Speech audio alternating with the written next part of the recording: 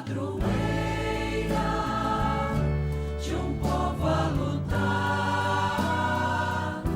a gente mineira te quer exaltar, não só lá na serra. Amado irmão, amada irmã, saúde e paz. Fecunde-nos a graça de Deus ao proclamar aqui na comunidade orante ao redor da amada Mãe Maria a sua palavra santa, para que o nosso coração, acolhendo a palavra cada dia como agora, fique modulado ao coração de nosso Deus. Hoje, de modo especial, neste mês de novembro, estamos celebrando a primeira sexta-feira do mês e a devoção ao Sagrado Coração de Jesus nos convoca a viver a experiência de praticar e de cultivar em nós os mesmos sentimentos de Cristo Jesus. Quanto é importante, quanto é necessário e urgente para superarmos as dificuldades que estamos vivendo, sobretudo as polarizações. E hoje celebramos de modo muito especial o Dia de Finados. Nossos corações se enchem de lembranças de tantos irmãos e irmãs nossos, familiares, que já partiram para a casa do Pai. Essa lembrança nos enche de saudade. Uma saudade que nos deve fazer ter a certeza de que os nossos que partiram estão na presença de Deus.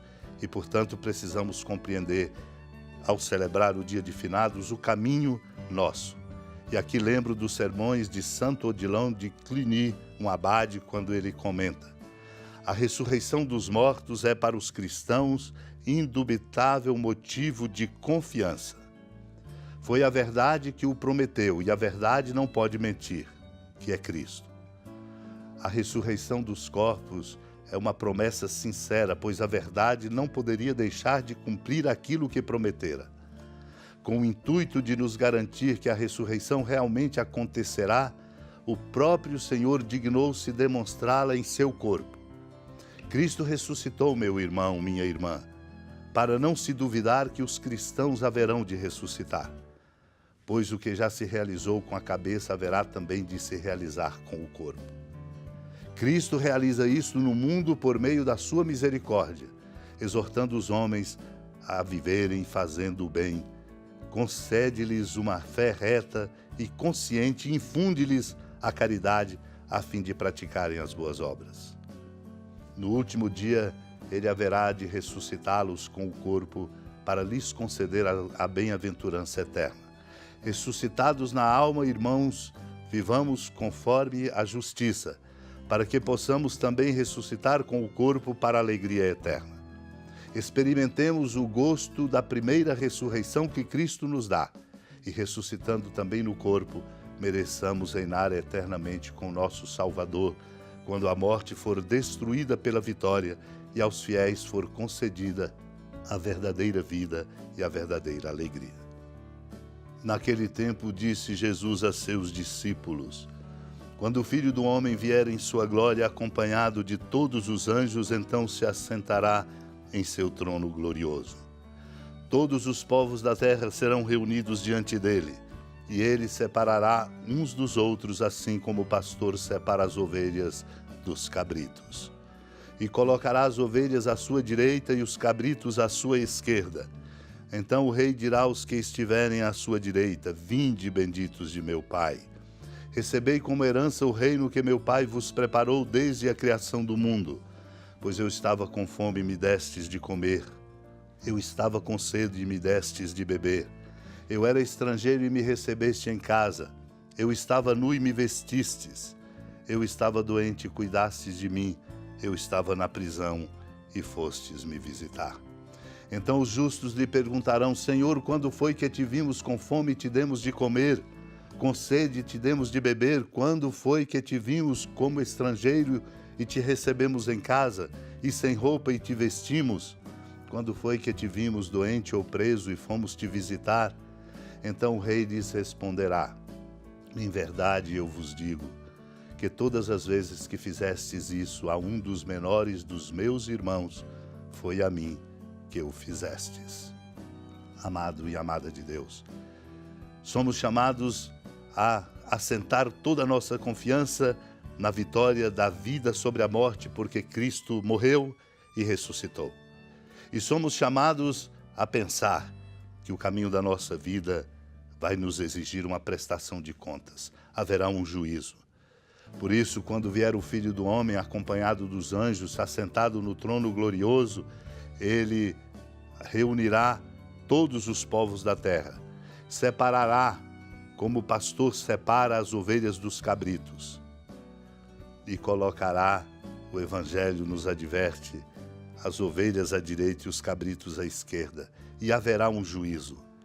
Os juízos parciais acontecem no nosso caminho, e nós podemos ver esses juízos pelos preços que pagamos quando nós não pautamos a nossa vida nos valores do Evangelho, quando a fraternidade e a solidariedade entre nós ficam comprometidas.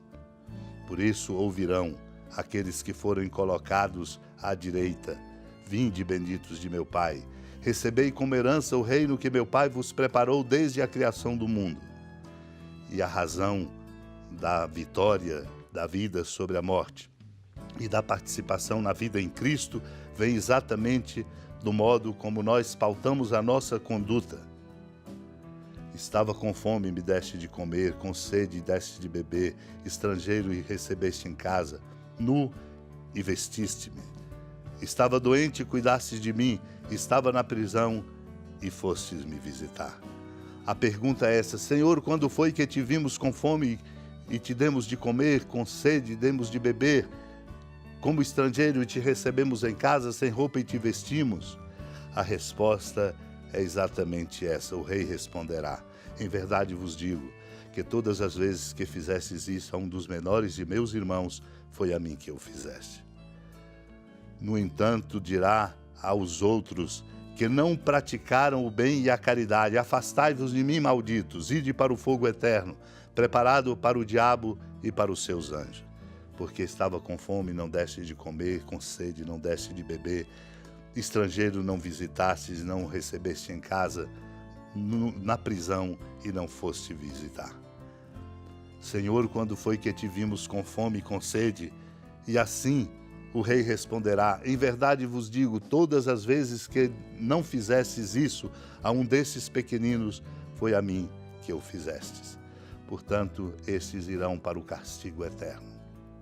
Compreendemos, portanto, que a morte não será definitiva para nós se construirmos uma vida pautada pelos valores do Evangelho, criando fraternidade e solidariedade, vivendo uma conduta à altura da nossa dignidade de filhos e filhas de Deus, unidos em oração, na saudade e deixando ecoar em nós o testemunho de tantos dos nossos, supliquemos, unidos à amada Mãe Maria, a graça de sermos coerentes para vencermos com Cristo e em Cristo a morte com a vida definitiva. Senhora da piedade, Mãe Virgem do Cristo Deus. Lembrai-vos, ó piedosíssima Virgem Maria, que nunca se ouviu dizer que alguém daqueles que, tendo recorrido à vossa proteção, implorado a vossa assistência e reclamado o vosso socorro, tenha sido por vós desamparado. Animado com igual confiança, a vós recorro, ó Virgem das Virgens, e gemendo sob o peso dos meus pecados, me prostro a vossos pés. Não desprezeis as minhas súplicas, ó Mãe do Verbo encarnado, mas dignai-vos de as ouvir propícia e de me alcançar o que vos peço. Amém. Feliz padroeira de um povo a lutar, a gente mineira te quer exaltar, não só lá na serra, tu és esplendor de toda esta terra, também és fulgor.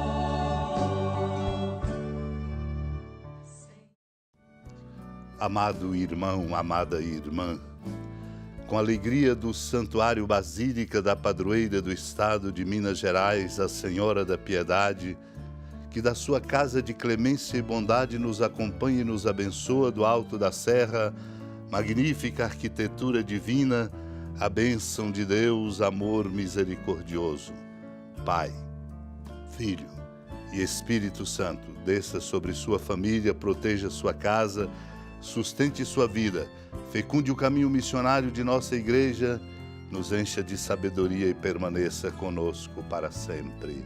Amém. Feliz padroeiro.